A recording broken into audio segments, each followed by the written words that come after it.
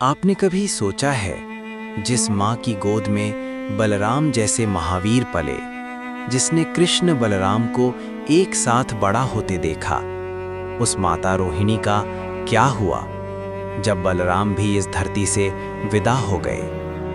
आइए जानते हैं। नमस्कार मित्रों, स्वागत है आपका ओखाराम हरि कथा में। जब प्रभु बलराम ने अपनी लीला पूर्ण की, नैमिषारण्य के तट पर उन्होंने योग बल से शरीर त्याग दिया। कहा जाता है उनके मुख से शेषनाग प्रकट हुए और वे अपने मूल स्वरूप अनंत शेष में विलीन हो गए। ये समाचार जब द्वारका और मथुरा पहुंचा तो माता रोहिणी का हृदय कांप उठा। उन्होंने अपने जीवन में बहुत सहा था, कंस का भय और फिर अपने पुत्र बलराम का वियोग। रोहिणी बहुत देर तक कृष्ण की मूर्ति के सामने बैठी रहीं। फिर उन्होंने शांत स्वर में कहा, जिसे मैंने पाला वो तो स्वयं नारायण का अंश था। इसके बाद माता रोहिणी ने भी सांसारिक मोह त्याग दिया।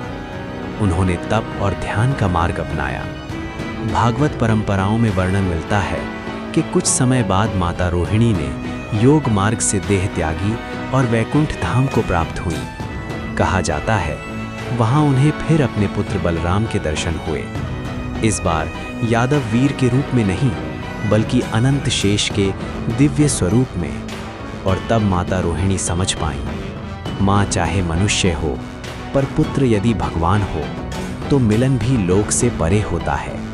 ये कथा सिखाती है माँ का प्रेम किसी एक अवतार तक सीमित नहीं रहता। माता रोहिणी ने पुत्र खोया नहीं था, उन्होंने उसे उसके शाश्वत स्वरूप में पाया।